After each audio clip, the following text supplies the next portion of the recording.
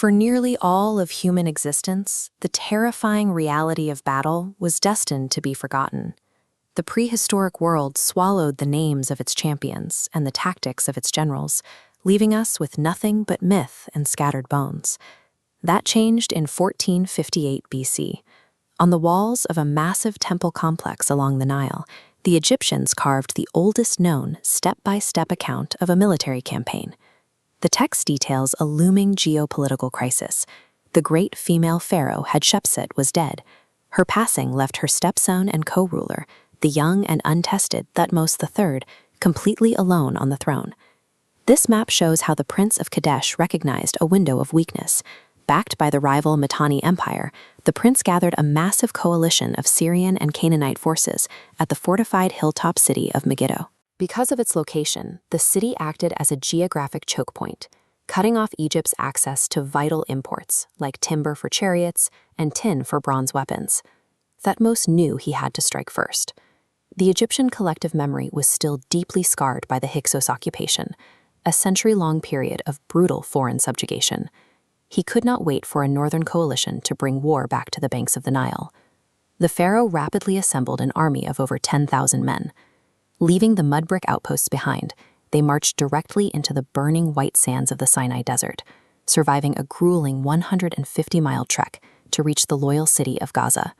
This was a highly modernized fighting force. Having adapted to the tactics of their former occupiers, the Egyptians now deployed squadrons of lightweight, highly maneuverable chariots. Ranged infantry lines were bolstered by skilled Nubian mercenaries wielding powerful composite bows, vastly extending their lethal reach. After 3 grueling weeks of marching, Thutmose and his massive column arrived at Yehem. They were now just miles away from the waiting coalition forces. The army had conquered the distance. Now they faced the geography. To engage the enemy on favorable terms, the young pharaoh had to figure out how to safely navigate the rugged terrain separating the two armies. This map highlights 3 paths to Megiddo. Generals begged Thutmose to take the wide, secure northern or southern routes to maintain formation. The direct Aruna Pass was a narrow, jagged choke point. If ambushed there, his strung-out army would be slaughtered. Ignoring the desperate pleas of his veteran generals, Thutmose made his choice. He moved to the very front of the column and personally led his army straight into the deadly Aruna Pass. The trek was a logistical nightmare.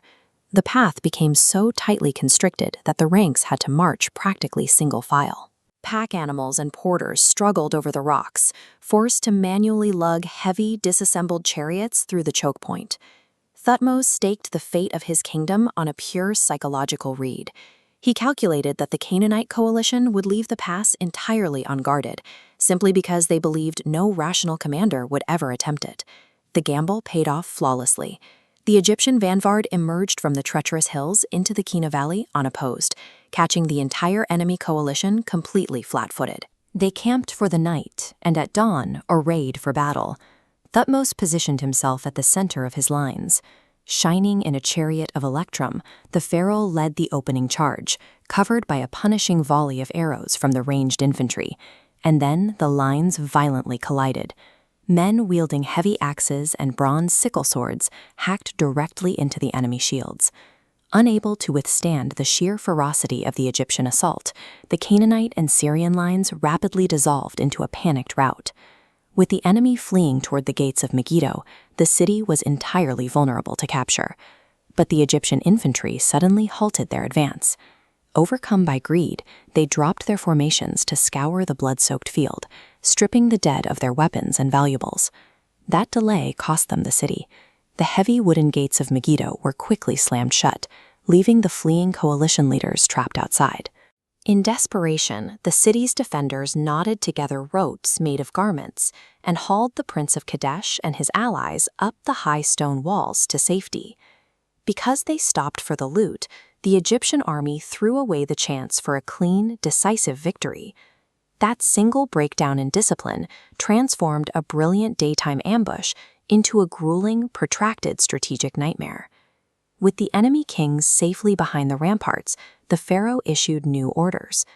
Thutmose commanded his troops to encircle Megiddo with a massive trench and a palisade of fresh timber, settling in to slowly starve the city. During the long, stifling weeks of the siege, the administrative machine of the Egyptian military went to work. Army scribes walked the camp, meticulously executing a forensic tally of every single item seized from the battlefield.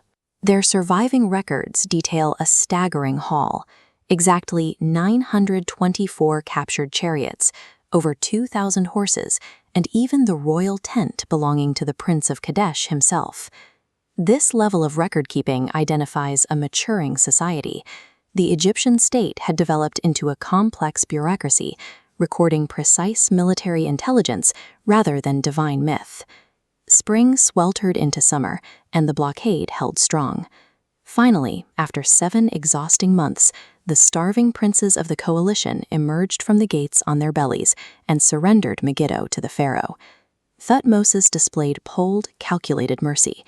Instead of annihilating the Canaanite people, he stripped their leaders of their wealth and confiscated every last horse to prevent a counterattack.